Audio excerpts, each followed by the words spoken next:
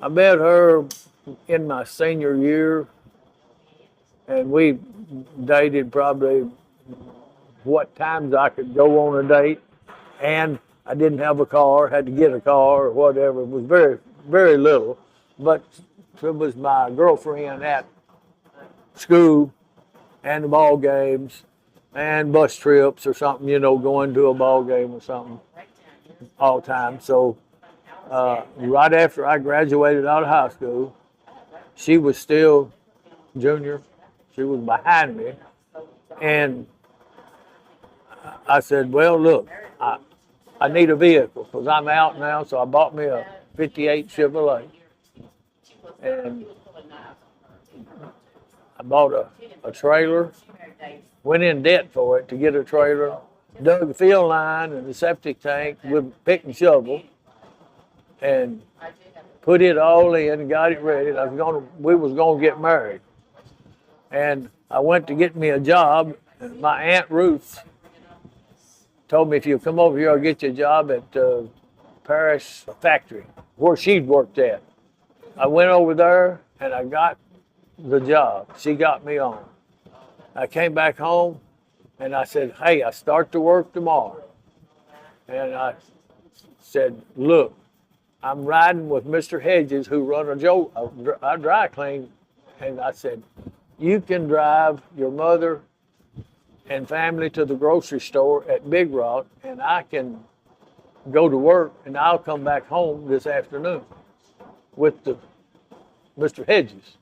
Well, next morning I rode to work with Mr. Hedges, and while, of course, I was gone, she went and picked her mother up and her two sisters up and carried them to Tommy Tomlinson's store up on top of the hill where the pizza place is at now, and got groceries, and they left carrying them back towards home, and they went to, the wreck happened right in front of just before you got to Dr. Lee's old clinic, where you turn at the foot of the hill to go up to that old clinic and towards the National Cemetery.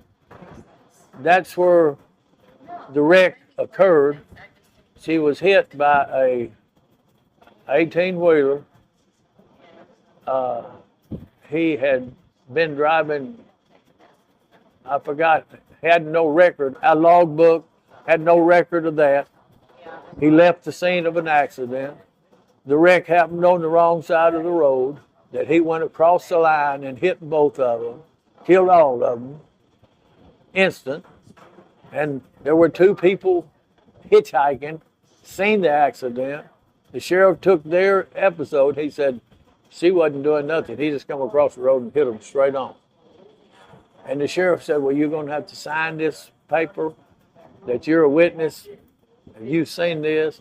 And they signed, and they had to get the address. So she gave them an address of a cigar factory in Florida. And they were headed home. So that one statement was from somebody that they can't even find. So that was a cut right there. But they found the driver 3 days later. They found him. And he had no driver's license and was driving without driver's license and no logbook, and a wreck on the far side of the road shows where the hit head on her side. She was coming due Dover, he was going out of Dover. And he hit head on, right down there where you turn to get back on the highway. That's where the wreck happened at. Well, I was working for the factory in Paris. I think it was my first day that I had the job. And when I was coming home, I said, man alive, who is that? It's somebody crazy. Somebody had a wreck somewhere. And he said, yo, they are. Here goes the ambulance. And, man, here comes another. I said, my goodness. And I said, boy, that must be a real wreck out somewhere. So we never thought more about it. Drove on down the road, across Kentucky Lake Bridge, and going up the old road. You know how it used to be, going up the old road. All of a sudden, blue light come on. And he turned around and got the dry cleaning man, Mr. Hedges' thing. And I thought, well, he wasn't speeding. He said, I know, but I got to stop anyway. I said, yeah, pull over. So I said, well, I ain't going to get home in time for supper. And he walked over there and he said, you got Mr. Marvin Nolan in there? And Mr. Hedges said, yes, sir. Sure have. I'm bringing him home. He went moving this morning. He's coming back. And he said, well, I need him out. I thought, what for? He said, there's been a wreck in your family. And I need you to identify some that we haven't got identified yet. And he didn't say any more than that, except you're going to have to go with me. So he took me out of the car. We come back right in front of the fish market down there where it's at today. And that's where everybody was at. That was where I was at when I left Mom and Daddy going to work. That's where I left going to Vietnam. That's where I left doing everything. I come right back and got out at the same spot at the same time. And he drove back in. I knew my car wasn't gone, but he never would tell me who got killed because I don't guess he would, afraid he's going to get in trouble. So he didn't tell who it was. And then some of the funeral home people said, hey, I think we've got it. I said, what do you mean? He said, well, your wife has been killed in a car accident, and I had her identified. And we were going to have to take you to identify her.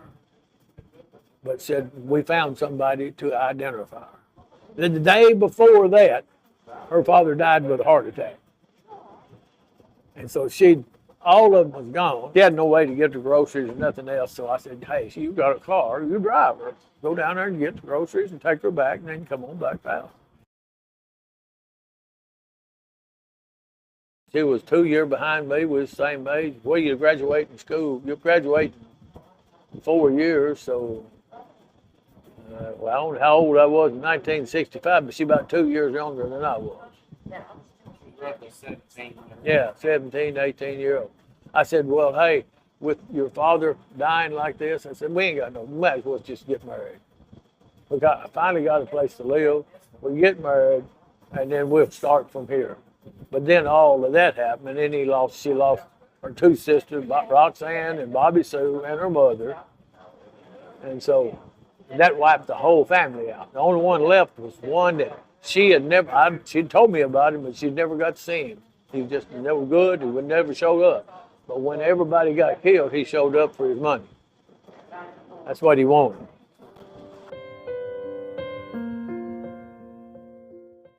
Two weeks and 4 days.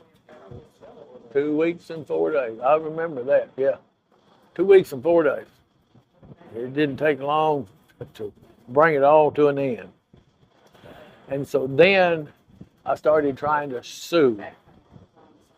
And I sued, but it wasn't getting nowhere. They said, you'll never make it, you'll never make it. I did finally get approved for, I think it was $10,000. I just bought the trailer with $9,000 something, and I just bought the car with $1,000 something.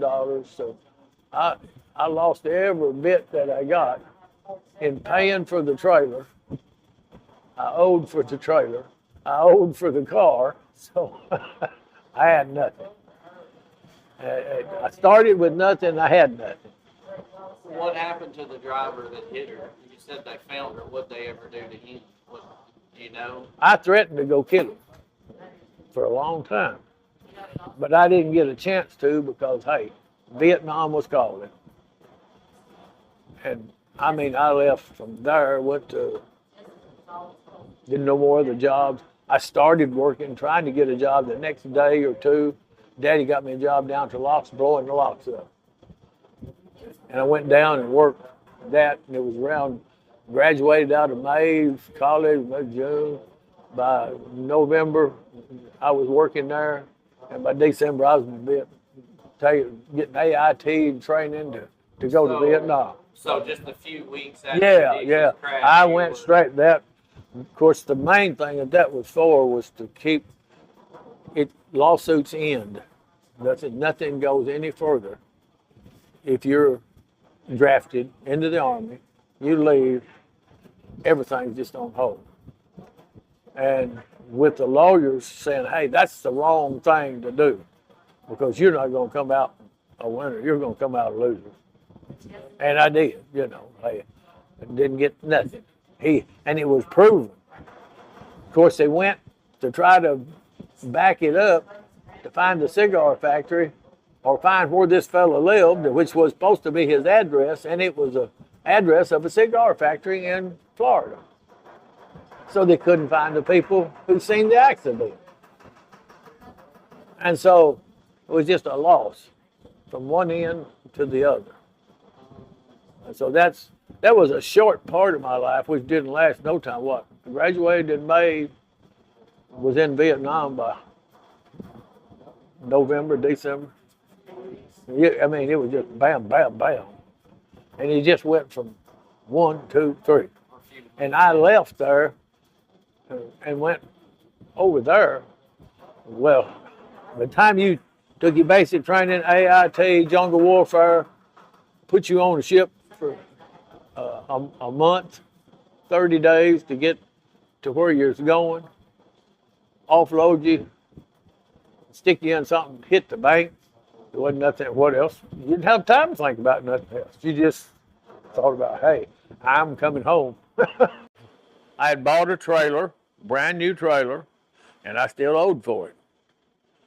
And I put it in, and everything I got, I had to borrow, and I owed for it. And I knew I was going to have to pay that bill off. And I've got a trailer sitting out there that I kept a wife for 2 weeks and 4 days before she got killed. And I had one vehicle to my name, 58 Chevrolet. 58 Chevrolet, once her daddy died the week before they died, got killed, he died. And he was the one that was the breadwinner that would always go to Big Rock and get the groceries and bring them back for them. Well, they had nobody to go get their groceries. There was a Roxanne, Bobby Sue, and Dixie, and their mother. And that was all. So they had to walk to Big Rock from halfway between Bumpus Mills and where the barbecue place is at. They had to walk that distance to get to the store, to get the groceries, and to get them back to home. They had to walk. And I said, look, I just got my license. I said, take my car and you carry them. You go get your mother and you bring her to the store in Big Rock and then carry her back. And I said, you can do that. And I said, then I'll pick up my car later on. I told her, I said, this ain't getting it. I said, hey, if we're going to get married, let's get married. If we ain't, let's forget about it. I said, this living like this is just not worth it. I'm going home trying to dig a septic tank with a pick and a shovel and get it all put in, and then still living at the house trying to get my place ready to go. I said, why don't I just stop, get it ready to go, get married, and be done with it? So she said, well, that's all. I'm for that. And I said, okay, that's what we're going to do. Now we're married. I can go live in the trailer. And I said, I'm going down there with a turning plow on a 49 model case tractor, plowed up the field line, shoveled it out, put in a field line, which didn't have to be examined, but it was put in right, and put my whole system in. And I had a place to live. And so within, I'd say a week, maybe, I had it all completed. The electrical man had to come, and that took, their pretty day when they got ready to inspect it and pass it. And so I'm going to say somewhere in the neighborhood a week and a half or 2 weeks was what it probably took to get all that to go through. And once all of that got lined up, then it went through. Well, it was somewhere around maybe 2 weeks that went by, so or a week and a half. And so I had very few days left before the wreck was going to happen, and I didn't know it. So I took a job with the Paris, Tennessee carburetor plant where they built carburetors. My Aunt Ruth got me that job, and I could live with her and go to work every morning. And I said I could buy me a motorcycle, and I could ride to work and still come home too. So I said, that's probably the best thing for me. So I bought a 300 Dream motorcycle. Had borrowed money to get that, got that. And I thought, boy, I'm getting in debt where I won't never get out.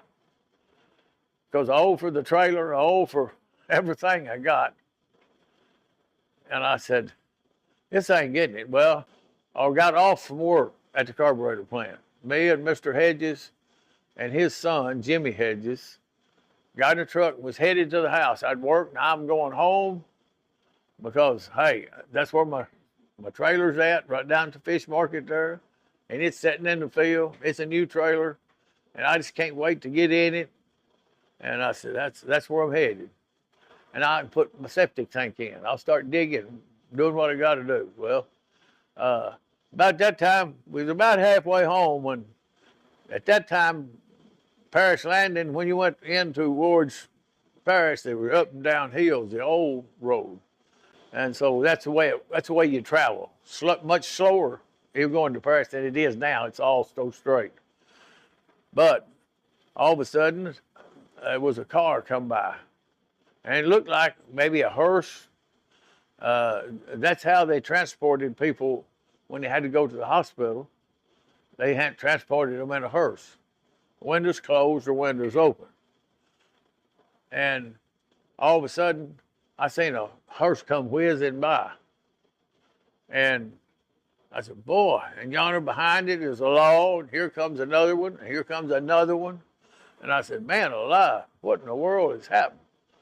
And about that time, the law turned around, the state trooper turned around and caught us coming home because he was looking for us or me or that dry cleaning edge vehicle that I was in. But when he located that vehicle, he turned around and went and like he's going to give us a ticket. Of course, we just looked at somebody and said, hey, somebody had a lot of problems.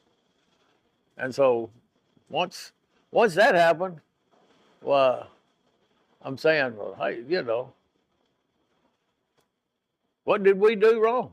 I didn't think we were speeding. I didn't know anything else to say, and I'd kindly forgot about what happened about the death because it wasn't unforeseen to see one because that's what they did. And about that time, when the blue light come on, they stopped me or stopped him. He was driving. I was just riding. And he said, you got a Mr. Nolan in here with you? Yes, sir. Sure have. Well, I need him to be with me.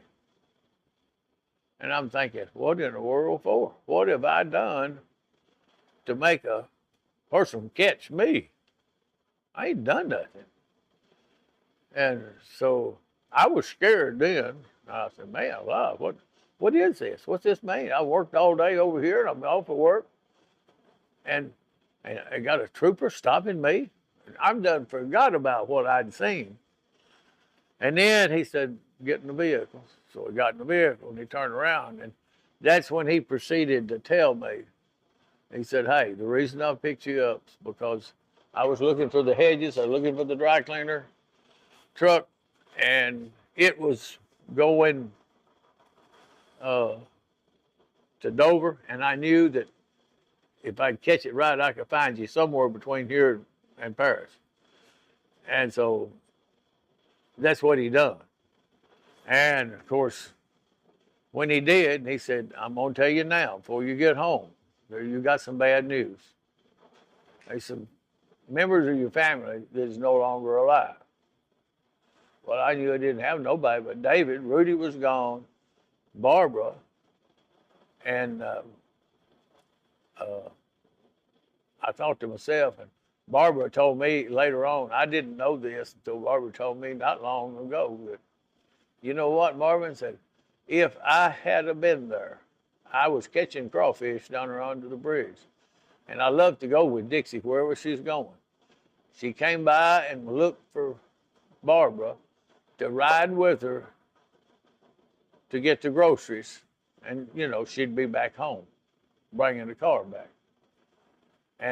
But she couldn't find him. She went all the way down to the creek, but she couldn't find Barbara. Barbara was up the creek, I think catching crawfish, as I believe she said, Well, or doing something in the creek. with her cousins. I think she had. Yes, somebody, she was with somebody, and she was occupied to the point that she did not go. Yeah. And of course, that was the day that the wreck happened. Now, I'm at the wreck happening. I think I've told you about everything. And he told me, he said, hey, the reason you're going home with me, he said, we need you to identify some bodies. And I'm thinking, well, who are they? And he wouldn't say. All I knew that everybody I knew was home. My daddy, my mama, David, Barbara, and me. So I said, that's about everybody that's here. So if I'm going to identify a member of my family, it's got to be somebody. Didn't even have Dixie included in it because I didn't think, hey, this is, Right. this day wouldn't even come to that point. But she was driving the vehicle. And of course, when the wreck happened, well, long story short, it killed all of them on contact, the whole family. And when that happened, well, naturally, I mean, that really blowed my mind. And that I've got to identify them. And I thought, boy, that's going to be terrible. But I didn't. By the time I got there, I think Mr. Lloyd Miles, the sheriff, said that he knew my wife. And he said, I can identify her. And so they identified her. I think it was him. I'm not positive now, but somebody right in that area came up and said, hey, before you get him to go and identify her, we'll take you. So that got me off the hook from having to identify her. And so then from that point on, everything went wrong. From the minute that the investigation was took on, from the minute the lawman talked to the first person, and for the minute everything kicked in high gear. I was due, and I mean I had to something constantly, and it wasn't but very few days that I had to worry about it because hey, once all of that kicked in gear,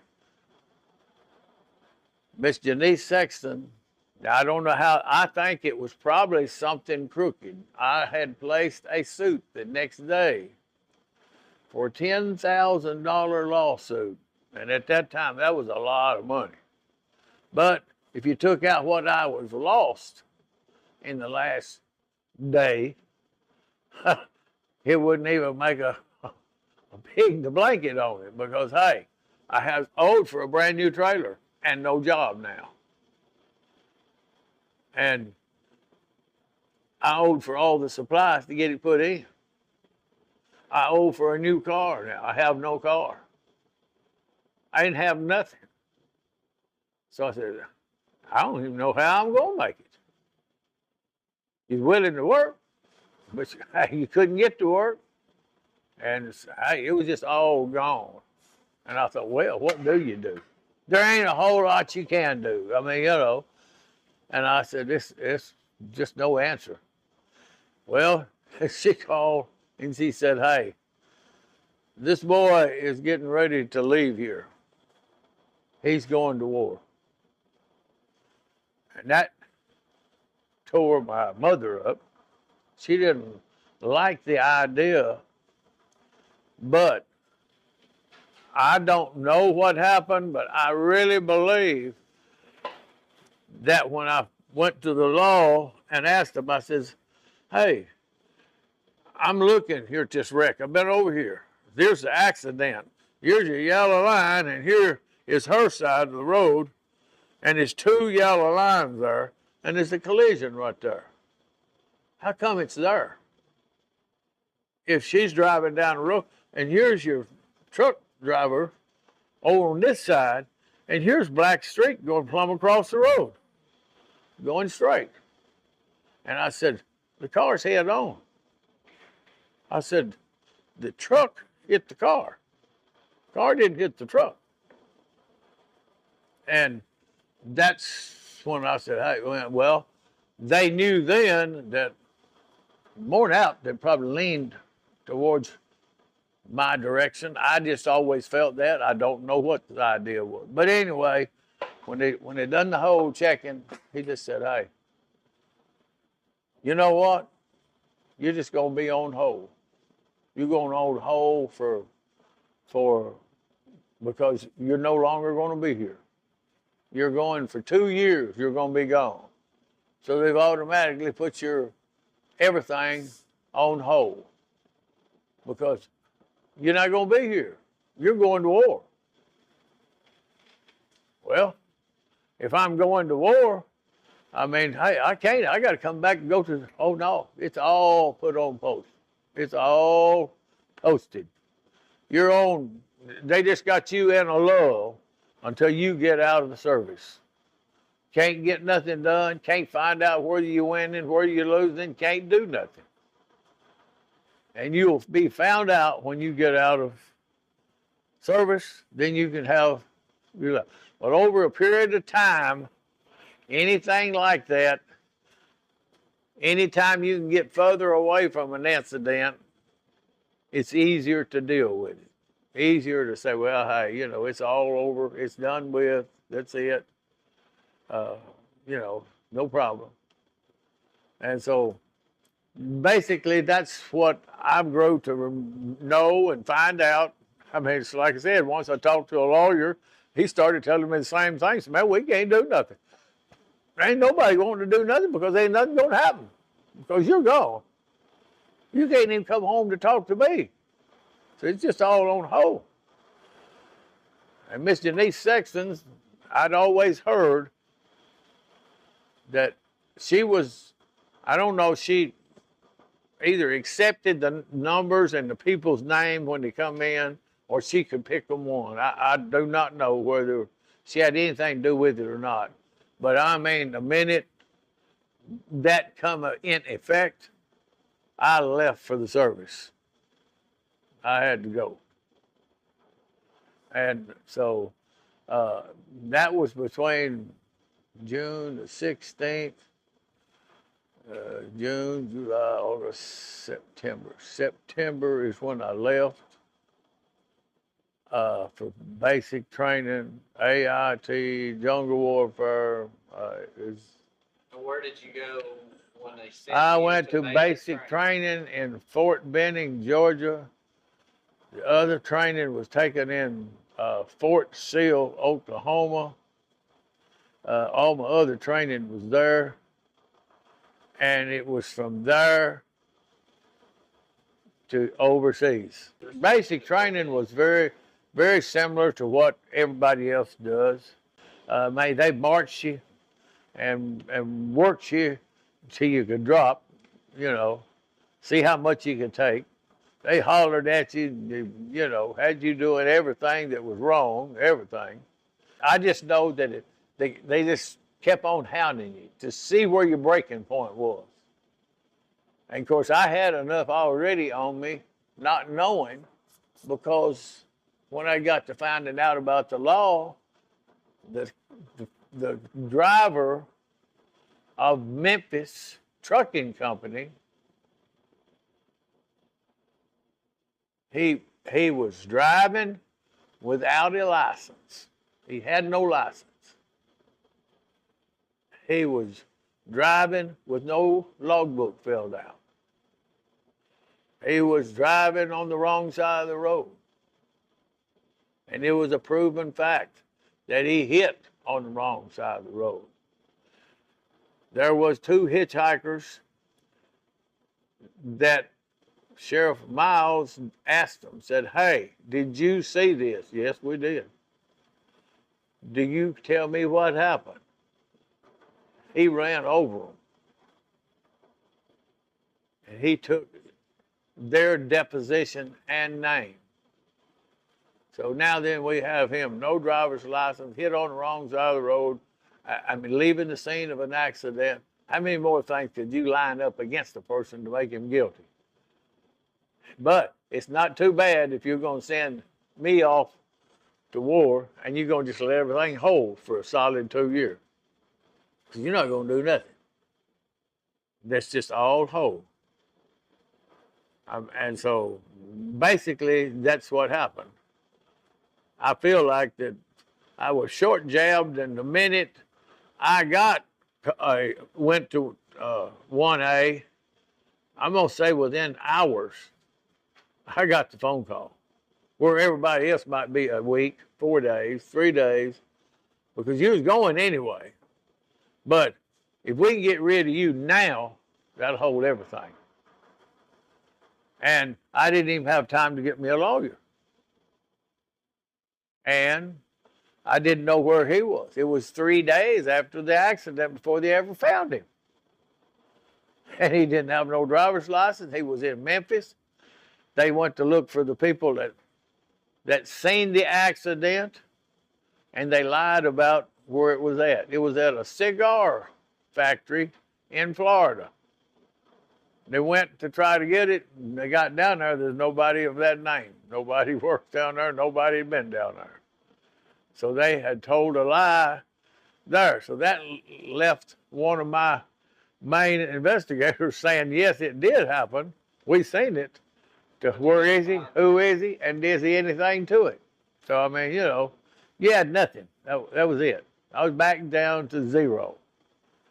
And I said, I'm gone. Hey, there ain't no telling what's going to happen. I'll turn around and being sued. Well, and I was sued for the total of the truck and the trailer. I was sued by that company for that. That was after I done got back and I've done over all of this. And I had but it wasn't a long fight. I'm going to jump from there to where, when I got back, nothing happened. Didn't take long. I wanted, at the time, I done told them $10,000. And I think when I got through paying for the trailer, owing for the car, paying the stuff I'd bought off, I don't know how much I was in debt, probably $3,000, $4,000, something like that. But I still had no vehicle. And so I had to get a vehicle. And I think I said, well, hey, $10,000 I thought would get me out of everything, but hey, it didn't. It just got me really further in it because then I couldn't get out. I paid what all I had. I lost everything I had. And I just said, hey, I got to go to the Army. I don't guess, I'm going to go draw hazard duty pay now, because all the time I was gone, I stayed in hazard duty country. I never did go to a Fort Campbell base. I never went to none of that place. I just stayed. When I went in, took all my training straight to Vietnam. Well, let's talk a little bit about that journey. Right. You'd never been out of Dover Nope. before this point. Never been Nope. on a plane. Never been Nope. on a boat short of on the river. That's right. Basic training, that was enough to get me in the Army and away from Dover, which I couldn't make a court case. I couldn't make nothing. So the main motive for them to get me out of Dover. And to do that, I had 2 years I had to serve in service. And the war was going on, so you didn't know what was going to happen, how long I would be out, whether it be a day, and I didn't have to make a date if you'd appointed one. But they didn't appoint one because they knew there was no way she's going to appoint one. I mean, I was hung over a barrel. In other words, I wasn't going to go for 2 years. Just forget it. You ain't going to get out. So I had to stay for the 2 years.